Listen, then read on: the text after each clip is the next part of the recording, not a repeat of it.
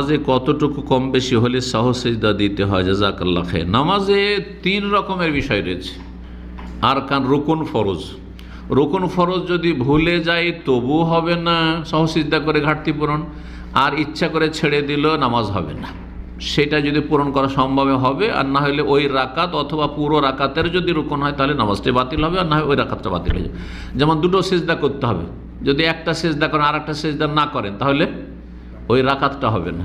তকবীরে তাহরিমা হচ্ছে ফরজ, তকবীরে তাহরিমাই দেননি, লেগে গেছেন এমনি হাত উঠিয়ে, হাত উঠানো সুন্নাত, কিন্তু আল্লাহু আকবার বলা ছিল আপনার জন্য ফরজ ছিল, আল্লাহু আকবার বলেননি, তাহলে আপনার পুরো নামাজটাই হয়নি। ভুলে গিয়ে করেননি তবুও হয়নি, আবার পড়েন আপনি। তো রুকুনের ক্ষেত্রে সাহু সিজদা কাজ করবে না। সাহু সিজদার মধ্যে এত ক্ষমতা নেই যে আপনার ফরজ রুকুন ছুটে গেছে আর সেই ঘাটতি পূরণ করবে। কিন্তু ধরেন ওয়াজিব কিছু ছুটে গেছে, ইচ্ছা করে ছাড়েননি। প্রথম তাশাহুদে বসতে হইতো মাগরিবের সালাতে অথবা ইশার 4 রাকাত বিশিষ্ট বা 3 রাকাত বিশিষ্ট সালাতে, আপনি 2 রাকাত পড়ে উঠে গেছেন। যখন সোজা পুরো উঠে গেছেন আর ঘুরে যাবেন না, মনে হইলেও ঘুরে যাবেন না, তাহলে এই যে ঘাটতি হয়ে গেল, কী দিয়ে পূরণ করবেন?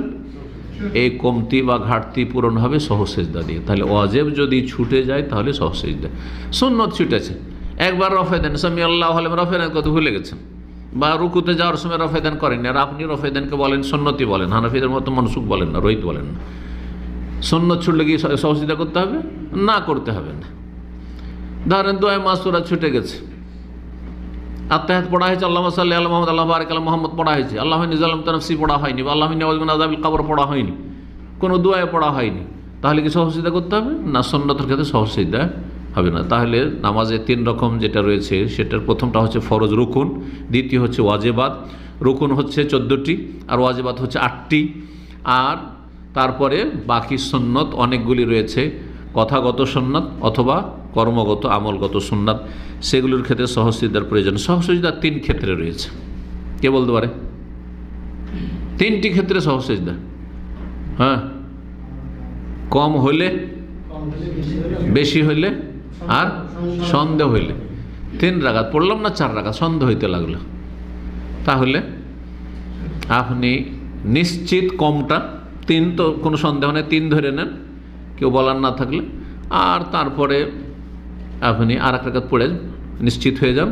আর এই যে সন্দেহ ঢুকে গেছে সেই জন্য কি করেন? শয়তানকে লাঞ্ছিত করার জন্য সাহু সিজদা করে নেন, সন্দেহ হওয়ার কারণে। 2 সিজদা করলাম না 1 সিজদা, সন্দেহ, তাহলে আপনি আরেকটা সিজদা করেন, 3টাই হোক, কিন্তু একটা যেন না হয়, মানে একের এই থেকে করতে হবে, মানে সন্দেহ না থাকে, সন্দেহ মুক্ত হইতে হবে। তারপরে যে সন্দেহটা ঢুকে গেল শয়তানের পক্ষ থেকে, সেই জন্য সাহু সিজদা করে নেন সন্দেহ হইলে। তো কয়টি হইল? 3টি ক্ষেত্র হইল। জি, 5 নম্বর